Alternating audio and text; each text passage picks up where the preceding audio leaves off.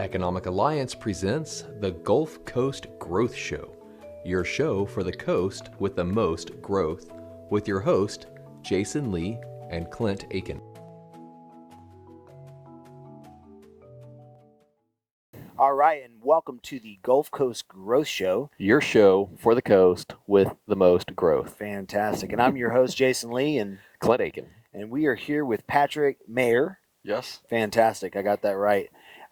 First try. What's the other Mayor's name, the singer? John. John Maher, yeah. Yeah, he spells it different. Okay, Yeah. cool. Yeah. Yeah. Well, I just when I read it and I heard it, I was like, I cannot remember who that is. But my wife, I told him I had Patrick Maher. She goes, "Oh my God, is it the brother of?" No, it's not. I was like, but I always get that different. a lot. "Oh, really? Yeah. Okay, good." Not the And you tell everybody you can just sing better anyways, right?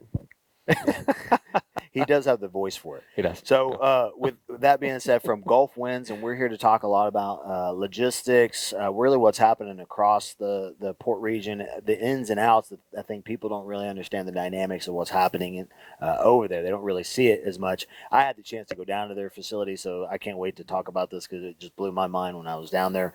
Some of the great opportunity. Patrick's really abreast of what's happening in the region. He's going to share some of that, and then we're going to talk about the importance of workforce development and the opportunities that exist for those that might be trying to get into the space. And so before we jump in, we'll take a moment just for Patrick to give us his background, because I think that'll really help shed some light on why you're here and able to talk about those things today. What makes you the expert? Yeah. Well, I don't know about an expert, but I do have 17 years in the business here in Houston, and 12 of those with Gulf Winds. Mm-hmm. And so for those that aren't familiar with exactly what Gulf Winds does, we're an intermodal trucking and warehouse company. In simple terms, we move the ocean boxes that people see all over the Gulf Coast, and it's a very growing and fast-paced industry. And like, I'm just thankful and blessed to be here today and to share just the opportunity, of what we're doing. We live in a great area. You travel around the country and you meet with our customers who are all over the country now, and you'll find out that they're not as bullish maybe in certain parts of the country as we are here on the Gulf Coast. And so just living and working and raising a family here in Houston, we've got a lot to be thankful for. So it's an exciting time at Gulf Winds. It's an exciting time for our industry, for the port, and really what we do is really to serve the Port of Houston and serve the other railheads and ports that we deal with along the Gulf Coast, whether that be trucking, warehousing, technology. Everything that goes into moving those ocean boxes is really what we do. I love it. And I think he's talked about around the country and being bullish. And I think you're spot on. I'm always telling folks, look, reading the national news is a far cry from going in and getting your feet in and get local. Mm-hmm. Understand what's happening in your backyard, because what's happening in our backyard is a different indicator, right? Because we have a different flow through of economic environment, I would say. So yeah, you're absolutely correct. I'm bullish, and Yep. So it's great to see that. Me too. To be a part of that. So talk to us a little bit about the bullishness. Tell us what's happening and the opportunity that has it going strong for us. Yeah, so keeping it on the Gulf Coast, the way that I would describe it right now is it's strong and it's steady, which in the logistics business is what you want to see. When it's strong and steady and consistent, we can generally meet the needs of our customers. Increased volatility and inconsistency is not always good. We've seen that this year with tariffs in particular, but we have a very diversified book of business. We have a very diversified port, and so we've been able to weather some of those storms. Getting it to Houston specifically, Houston is absolutely a gateway for the U.S. and for particularly the south central region of the country. We've got the population center here in Texas. We've got the population center outside of Texas that you can get from the port to really 4 or 5 states within a day. Mm-hmm. And so there's lots of different ways to do that, either by rail or by truck. And so Houston's an absolutely important part of that. And that's why 70% of the traffic that moves through the Gulf of Mexico comes through the Port of Houston. Wow. So it's coming in, guys, 3 miles from where we're sitting right here is really the epicenter of container traffic. So what we're seeing right now from the Port of Houston is about 12% growth year over year. Wow. And that's double-digit type growth. And then containerization in general across the country is growing at a pace of 6 to 7%. So Houston continues to outpace really the national average. But still, even with the national average, it's a growing industry as consumers, we continue to buy more and more products from overseas. And at the same time, manufacturing here in the U.S. is strong, so there's a demand for our products overseas. So Nice. whether it's being imported or whether it's being exported, you still have to have a truck to move it. Right. Right. At the end of the day, a truck's going to touch it at some point in time in the supply chain, even if you utilize rail and some other things. So I think on my tour, the thing that really blew my mind was there was like this particular wood that's specific to something that goes in like stuff that's made this way, but it's out of like middle like Turkestan. I Right. have no idea, Right. right? But it's just if that's a country. if that's even I don't even know, right? I didn't listen. No one ever said I majored. This is his job to be in logistics. I know the commodity you're talking about. Yeah. But it was some kind of amazing, and it was just bags, just giant bags, and Yeah. there was just thousands, and it blew my mind because I knew that was going to get like all over the nation, and it was just that little piece of this wood Yeah. stuff that they that use. stuff to goes kind into making particle board, which then goes into making furniture and Yeah. other things. But it's imported from somewhere else in the world. To your Right. point, and right. that is the coolest thing, and one of the things that drew me into the industry. I'm kind of an economics nerd. I mean, I'm curious. I like to know why things move and how things move, and so whether it's looking at the loads that we do through our warehouse or our customers, I'm always curious as to why is that moving. And I'll give you an example really quick that blows people's mind. But 70% of the cotton that's grown in the U.S. is grown in West Texas Huh. or Texas in general. Wow. Now, from Wow. there, what happens is the cotton is baled, it's shipped to a port or a rail, and then it's exported right out of the U.S. And it's exported to South America, it's exported to Asia, and guess what happens over there? They make stuff with it. It's made into this suit, it's made into a T-shirt, and then it gets sent back. So Wow. what might say on your shirt that was made in China, it actually, the raw materials were made in the U.S. And there's lots of different examples with that, but it's definitely a global economy. And if you really dig in there, you'll see why that it's going to continue to grow, right? I don't think that's going to reverse itself. And even if the country might change because of tariffs and other things, it still has to move, and it's moving at a faster and faster pace each year. What really surprised me is a few years ago I worked with a bunch of aggregate companies, and the amount of aggregate, rock, pea gravel, whatever you want to call it, rainbow rock, it's amazing how much of that they move out of the port. We export a lot of pea gravel, a lot of aggregate, and most people don't know that, right? I mean, they just see the trucks hauling down the road, and they're like, where's that going? We don't know where it's going exactly, but it goes all over the place. Well, from an import perspective, and I'll kind of hit on imports and exports, kind of some highlights real quick. But from an import perspective, this region continues to see increases in retail. So if you drive around anywhere from Katy to Chambers County, across the bay there in Baytown, down to Fort Bend County, you're going to see massive warehouses going up, tilt wall warehouses. Mm-hmm. And a lot of what's driving that is retail, and that's coming from China and other places. That's good because that's import freight coming into this region. Consumers are kind of the Amazon effect. Consumers are expecting their products to be closer to their doorstep. So consequently, these retailers are having to build more distribution centers. Not just Amazon, but everybody else has to build them. And so that's helping the import flow. That's helping the Port of Houston's numbers, and that'll continue. At the same time, Houston's becoming more of a distribution hub, not just on retail, but on products in general. So one thing that we see is that Amazon effect moves well beyond retail, but it moves to the consumer. So say today that you're a construction company and your end customer believes that they should have product quicker, right? Because that's what they've gotten used to. Well, now valves and fittings and pieces all have to be positioned closer to the end consumer. So it's not just tennis shoes anymore. Wow. It's the consumer has really driven that. So it's going across other industries, which is pretty interesting. And then from an export update, look, the big thing is resin, right? We've seen that the resin boom is going to hit at some time. I'll tell you, it's not really a boom. It's more of just continued steady growth month after month. And we're going to see that happen for the next 5 or 6 years. That is not going to go away. So that's exciting, right? That's why you see a lot of warehouses being built. That's why you see a lot of more trucks on the road that are hauling that. And as those plants continue to expand over the next 3 to 4 to 5 years in this region, all the way down to Corpus Christi, all the way over the mouth of Mississippi and Louisiana, every plant expansion that comes online means more product, which potentially means more export. Right.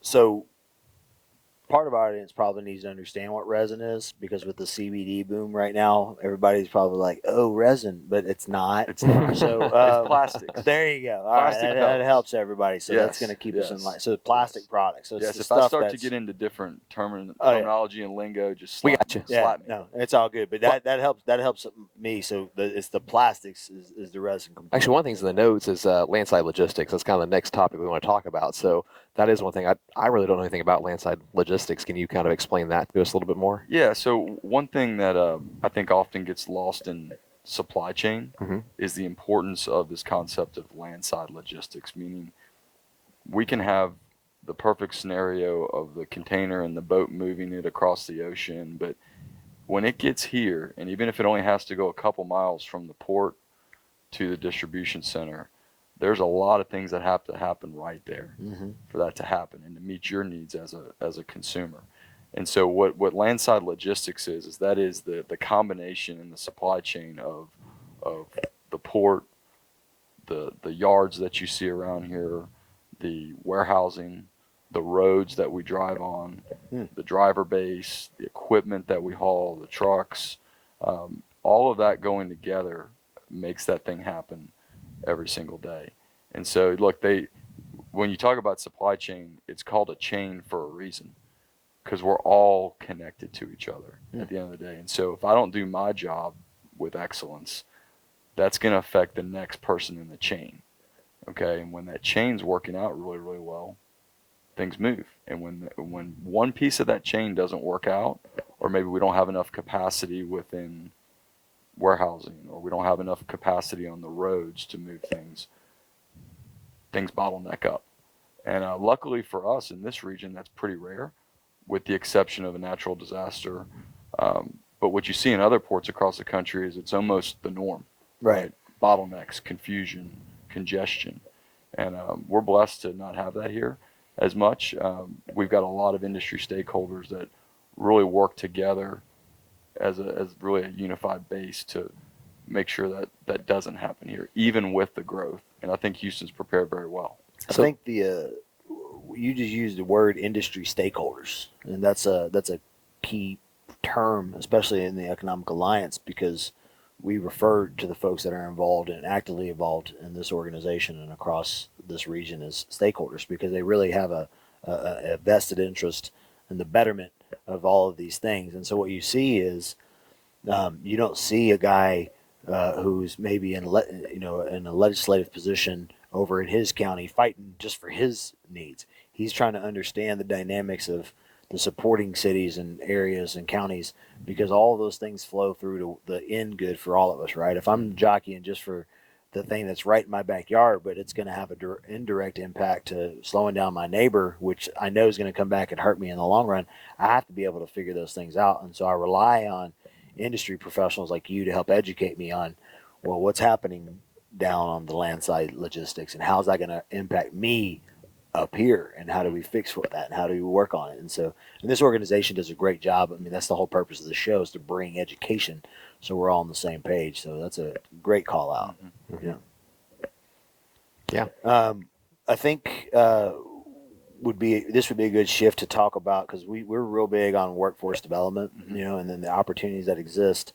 Even before the show, you were talking about just 12 years ago what But I've been to your facility. It's insane. It blew my mind how much.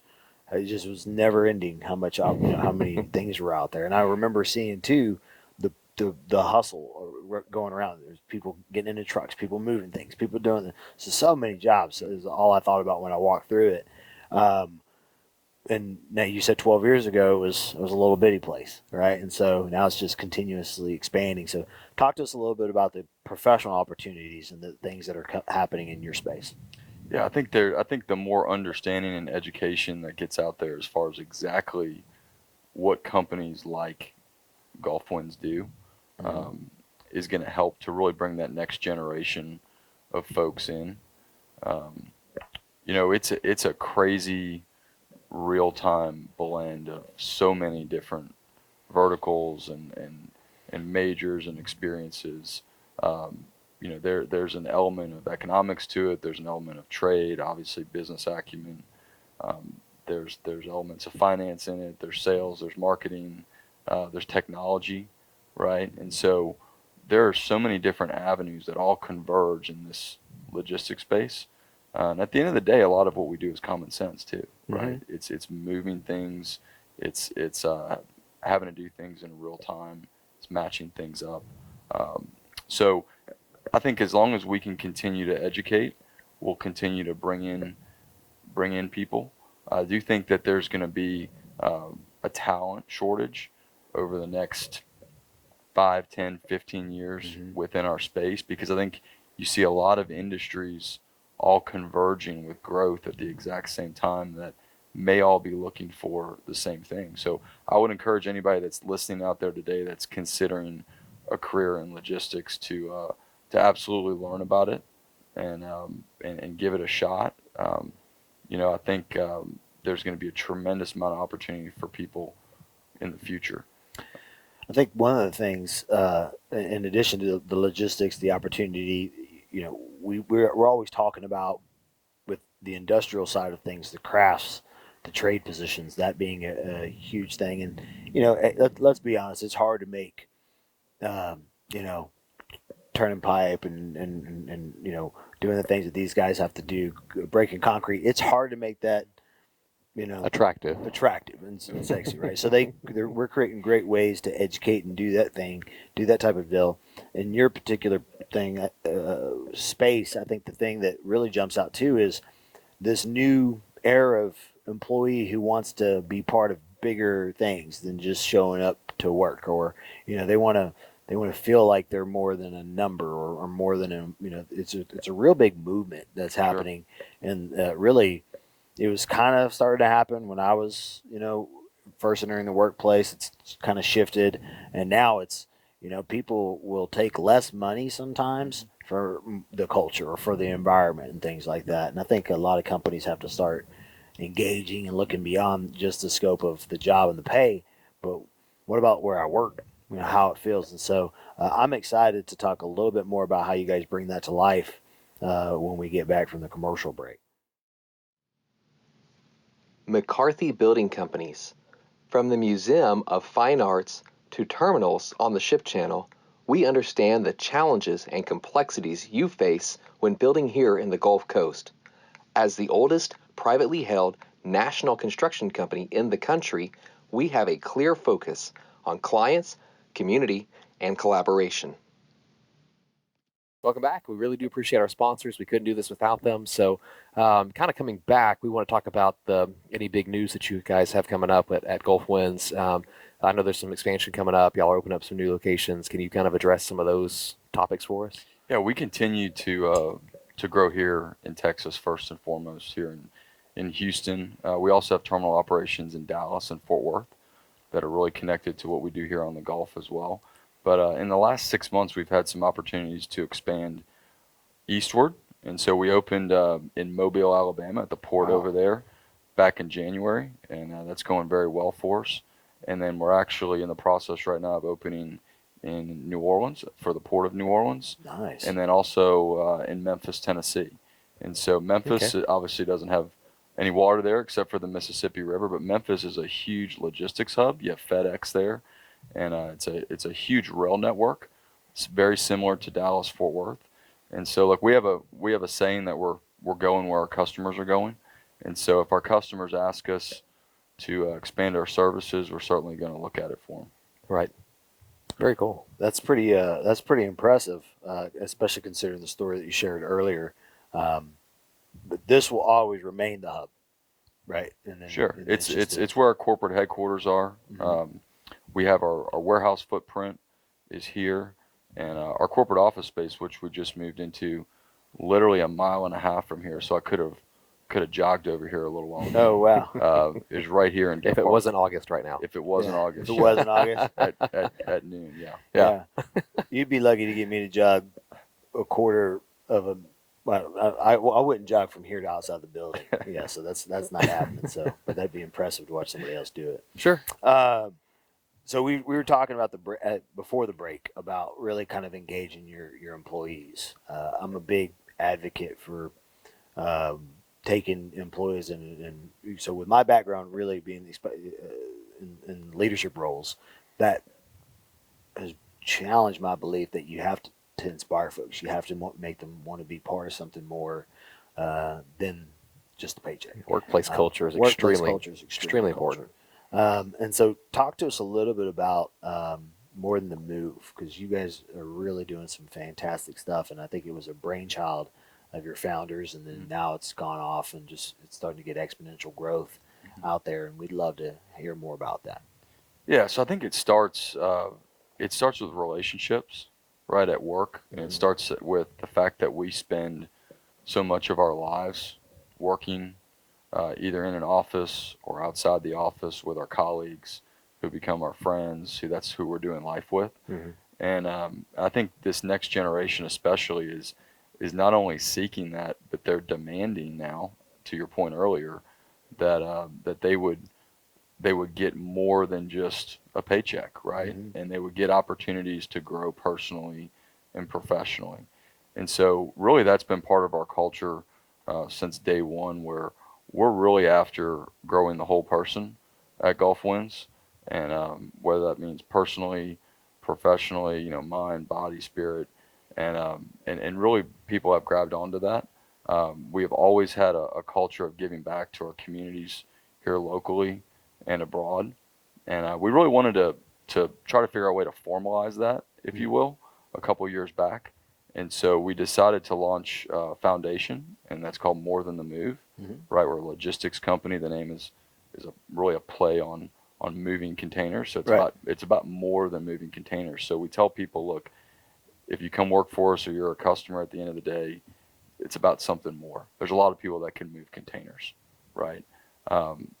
So be about something more than just your work, and know that when you work for us or with us, there's an end goal in mind. Wow. Right, and it's not just about the profits. No, we're a for-profit company. We do have to make money, but we have a saying that's no margin, no mission.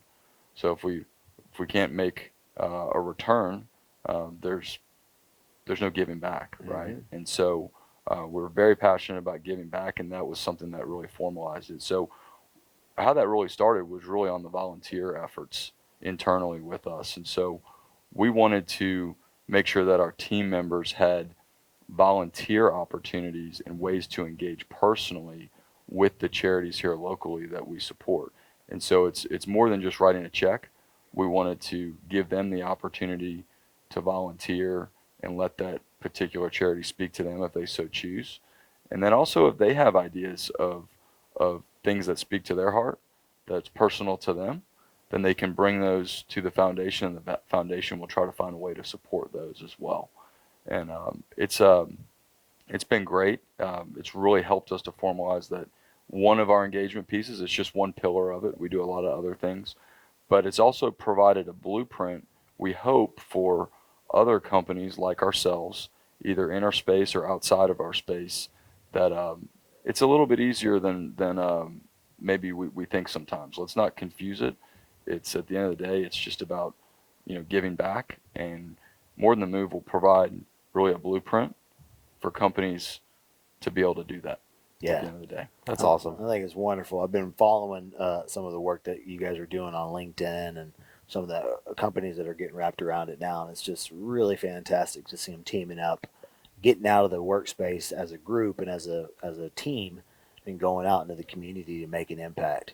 And I don't think business owners realize, you know, when I go, if I go to an organization and yeah, your name's up on the flag and that's great, and oh, that's cool. You sponsored the whole, or you sponsored this. I don't know how many. I can't remember the last time I was in a golf tournament and I can remember whose name was at hole 18. Right. Like I don't remember that. Right. And there's a But lot of money that gets put out there for yeah, that stuff. but I sure as heck remember. Of course, I can't remember his name right now, but I know who I'm thinking of. No, there's a recruiting firm. I think his founder is Matt Furman, and they do maritime logistic or recruiting in the maritime space. And the way that I remember him right now, and I've actually been engaging with him, is because I've been following the work and the commitment of his team. You know, I literally say, okay, I want to help that guy do business because I know where his heart's at, because he's engaging his employees to do the right things. So I think it's important for business owners and people connected to that you know, yeah, you can stroke a few checks, but where the movement happens is when you get your people out and making a move. So it's great to hear that. That's fantastic. Right. Clint, what else you got? So, we kind of talked about Gulf Winds. We talked about the growth and what's happening here. We talked about the workforce. We talked about the, how we all engage your employee culture. Let's talk a little bit about you. So what do you see as some of the factors that have contributed to your personal success? Yeah, I think first of all, especially in our industry, you have to start somewhere. And I came right out of school personally as a finance major, and didn't really think that was for me. Didn't think it was very interesting. And so I went to work for a trucking company and fell in love with it right off the bat. Loved talking to drivers, loved talking to customers, loved seeing how things moved. And so really for me, it was starting from the ground up, learning, being curious, staying humble, and just learning the business. And a lot of people want to come in at a certain level without necessarily understanding the business and allowing themselves to work their way up. And what they don't realize is that's going to carry them for the rest of their career within a particular industry. I talked about being curious and just making sure that that look, you're always asking good questions. That was always first and foremost. And then also, when an opportunity comes your way, and even if it might not be what you thought that you should be doing right now, Right. say yes, right? Because there's another opportunity there to learn and grow. And I've never said no to an opportunity that came my way, just even if it didn't, necessarily meet my career goals at that time. And that has really helped me in my career. And then I'd say the last thing is being able to play a long game, and especially early in one's career, and knowing that it is a long game, and the decisions that you make, your professionalism, those things are your reputation, and they're going to carry you for a very long time. And so not to get short-sighted on maybe the short wins, but we tell our team all the time, look, with relationships, this is a long game, right? And a lot of the industries here locally are very tight-knit industries, and we all run in the same circles at the end of the day. And so just make sure that that we keep that in mind. Absolutely. Yeah. I think we live in a world of everything has to happen fast. But the one thing that's not changing and will never change is relationships aren't built fast. They're earned with trust and consistency and showing up. That's where you really form those and then what ultimately transfers is to your brand. People start to identify, oh yeah, they're the guys that are always do what they say, right? And so that's a really important thing. And it's like I said, I've been fortunate enough to meet and be around your culture, and so this is just another testament to the work and the things that are being built over at y'all's company. So it's great to see it, in the flesh again. So it's always fun. Any personal highlights? Anything that you want to highlight or share? The only one that's worthy, to talk about is I celebrated 13 years of marriage Wow, last month. that is Congrats. impressive. And really, that's the biggest thing in my life. And I have two healthy young boys, 10 and 7, that are active, and if there's a ball anywhere around, they're gonna go to it and play all sorts of different sports and stuff. And Two boys? 2 boys. Is that where the yes. gray hair came from? Yes. Okay. Yeah, prematurely. Yeah. That and logistics. Yeah, that and logistics. Yeah, I'd say more on the logistics side. Yeah, no. When Yeah. when I went in there, and now that I understand your role, and now that I see what you do, I was like, okay, Yeah. because I feel like we're like the same age, but Right. mine's all gone in the back. But that's from being so small and people going, "Come on, man," like rubbing my head. I hate it. But I got 4 kids, so that's the gray, right? 4 So, kids, no, I get it. And I know my wife's going to make me have more, so that's what I keep telling her. I was like, "But you love my hair, like why would we want to change that?" So with that being said, let's close out the show and talk a little bit about what we're grateful for, what we're humble for, what really led us to that. So Clint, what are you thankful for? Right now, I'm really grateful for the support I have from peers in the industry. So we started up our company this year, and I've got some really good teammates, and they don't work for me, but they do, right? They advocate for me. They help me find work, help me find jobs. And there's, at this point, I can't pay them to be employees for me, but I'm very grateful that I've got some peers like that in the industry that have honestly reached out to me and have brought me some opportunities to be able to pursue what me and my wife are trying to build with our company. So That's awesome. It's been fantastic to have that kind of a network and have that kind of peer group that is they're advocates, right? I mean, they're fighting for me to win. That's great. So it's awesome to have, and I'm grateful for them.